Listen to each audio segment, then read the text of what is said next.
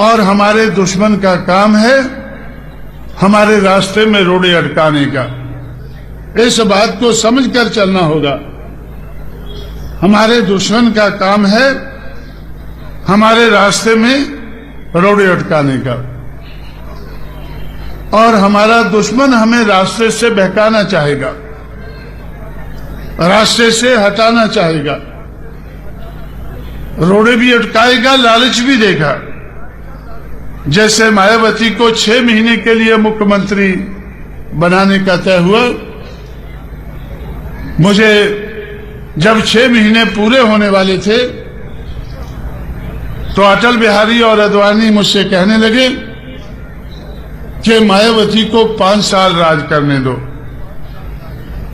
मैंने उनसे पूछा कि इस मेहरबानी का कारण क्या है? हम तो 6 महीने के लिए तय किया था, आप 5 साल क्यों दे रहे हैं? उन्होंने कहा कि हमें ऐसा लगता है कि बहुजन समाज पार्टी अगर भारतीय जनता पार्टी के साथ मिलकर चुनाव लड़ती है तो हम पार्लियामेंट में 300 से ज्यादा लोकसभा के मेंबर चुनकर ला सकते हैं। आप हमारे साथ मिलकर केंद्र की सरकार को चलाएं और मायावती उत्तर प्रदेश की सरकार को चलाती रहे। मैंने उनसे कहा कि भाई, आपका लक्ष्य तो मुझे मालूम है, आप इस देश में हिंदुवता का बोलबाला करना चाहते हैं या नहीं चाहते हैं? पता नहीं आप चाहते हैं नहीं चाहते हैं, लेकिन हल्ला तो किया हुआ है कि हिंदुवता हमें उसका बोलबाला करना है। और मैं समझता हूं कि हिंदुवता जो आप कहते हैं वो मनुवाद का दूसरा नाम है। मनुवादी समाज व्यवस्था को आप टिकाए रखना चाहते हैं। मनुवादी समाज व्यवस्था को कांग्रेस भी टिकाए रखना चाहती थी, लेकिन बगैर बोले हुए। मनुवादी समाज व्यवस्था को सीपीएम सीपीआई भी टिकाना चाहती है, लेकिन इसका जिक्र नहीं करती है। लेकिन भारतीय जनता पार्टी तो खुला कहती है कि हमें मनुवादी समाज व्यवस्था को टिकाए रखना है, और कांशीराम और उसकी बहुजन समाज पार्टी कहती है कि हमें मनुवादी समाज व्यवस्था को हटाकर मटाकर मानवतावादी समाज व्यवस्था का इस देश में बोलबाला करना है। तो इस बात को ध्यान में रखते ही जिस दिन मायावती ने ओथ लिया, उसके दूसरे दिन ही हम लोगों ने परिवर्तन चौक बनाना शुरू कर दिया। हम परिवर्तन चाहते हैं और आप स्टेटस को चाहते हैं। मैं समझता हूं कि स्टेटस को और चेंज, ये दोनों साथ साथ नहीं चल सकते हैं। अगर स्टेटस को रहता है तो बदलाव नहीं होता है, अगर बदलाव होता है तो स्टेटस को नहीं रहता है। अगर स्टेटस को और चेंज ये दोनों साथ साथ नहीं चल सकते हैं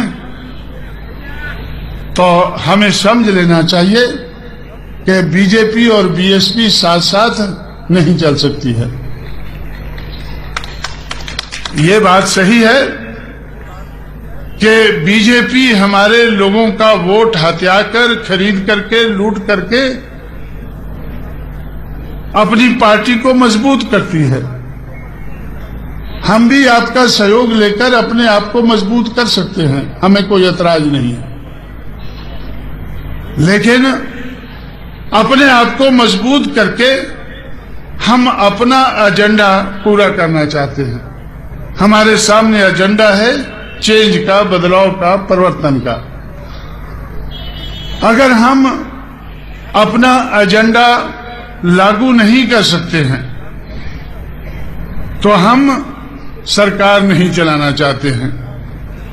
लेकिन केंद्र में बीजेपी सरकार चला रही है, केंद्र में बीजेपी सरकार चला रही है और अपना एजेंडा किनारे रखकर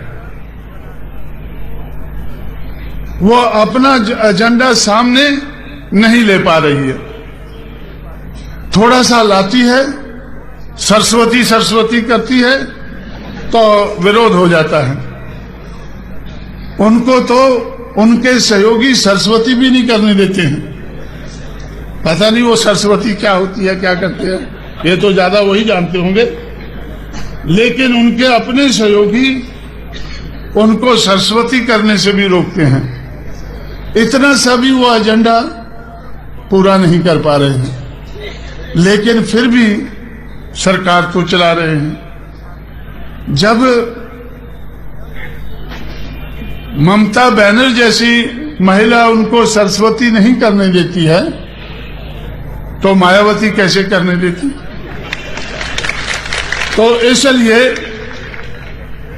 मैं समझता हूं हमें भी इस बात को ध्यान में रखकर चलना है कि अगर हमें सरकार बनानी है, अगर हमें हुक्मरान बनना है, हमारे सामने लक्ष्य क्लियर है, हमारे सामने एजेंडा क्लियर है कि हमें इस देश में परिवर्तन लाना है।